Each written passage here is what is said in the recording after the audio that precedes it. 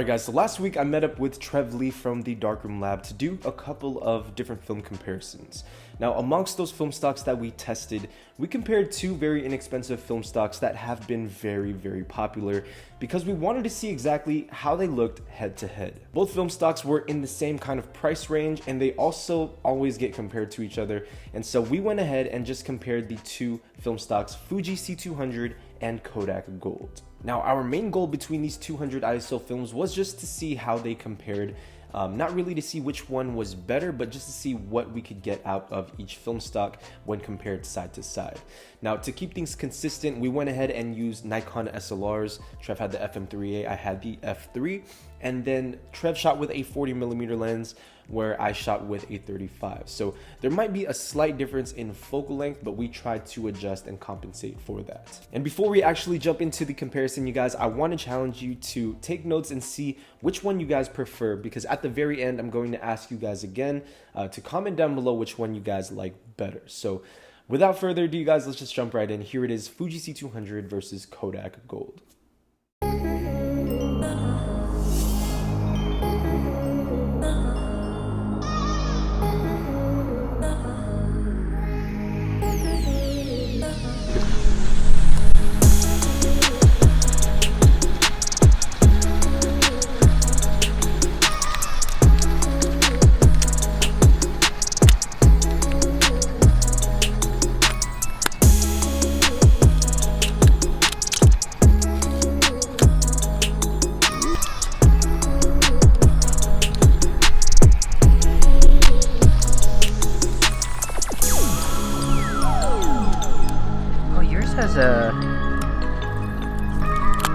That's a newer film intake. I've never seen that on the F3. Will you different? put the leader in?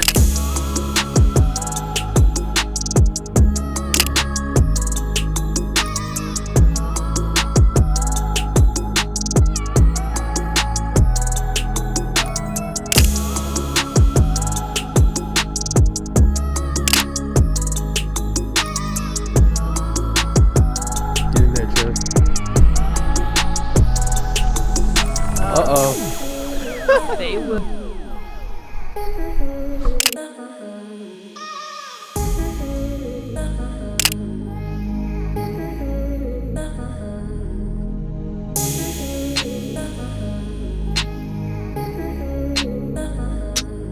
Yeah, you just gotta go with it, man.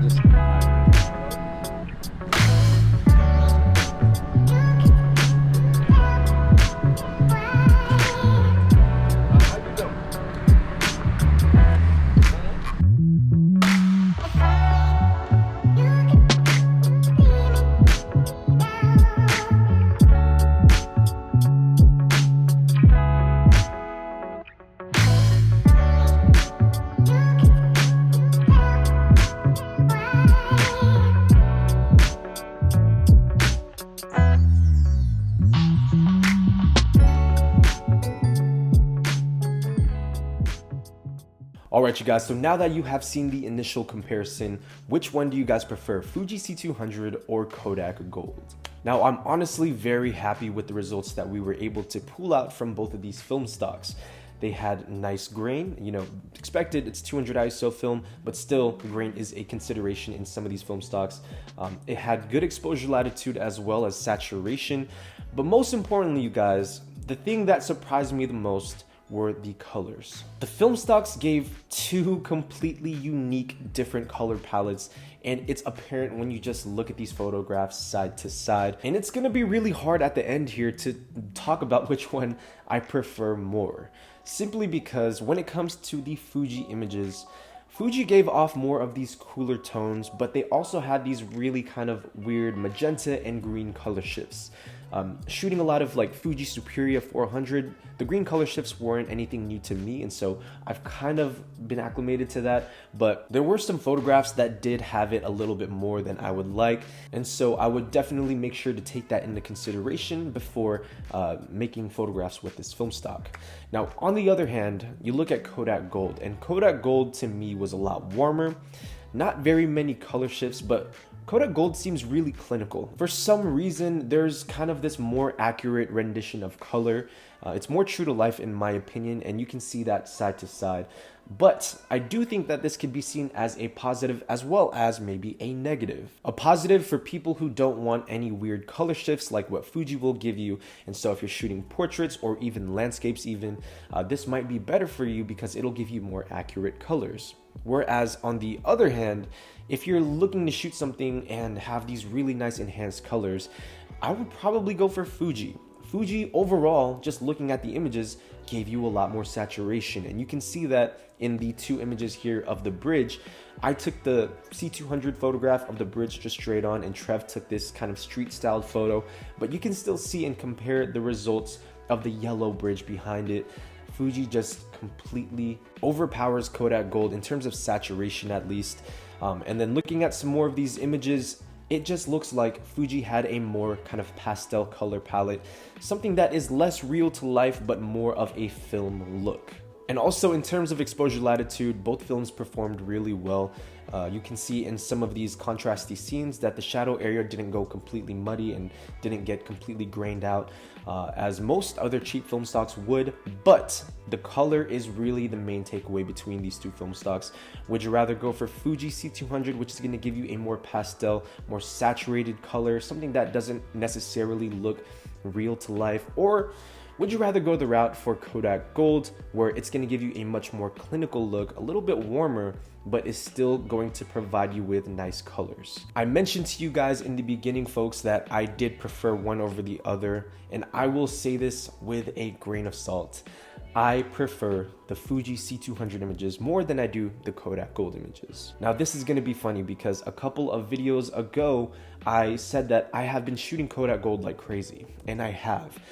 It's a film stock that I have recently kind of grown onto. I didn't ever really like it at first, and I think it's because I like the colors from Fuji films, but Kodak Gold in San Francisco during golden hour, you can't beat it. And so it's a film stock that I have been shooting a lot this year. Fuji C200, in my opinion, takes the cake just because of the colors itself. I don't necessarily mind the color shifts. I think it adds a little bit of character to it. And if a film stock isn't going to give you, any character or anything unique to stand out from the other films, you might as well just shoot digital. No, I'm just kidding. But seriously, I would take Fuji probably, 7 times out of 10, but Kodak Gold still is a beautiful film stock, and it's a film that I'm probably going to shoot more than Fuji this year. So that's gonna pretty much wrap up my comparison. At least I want to hand the mic over to you guys and ask you what your opinion is. Which one did you guys prefer? Which one do you guys shoot more?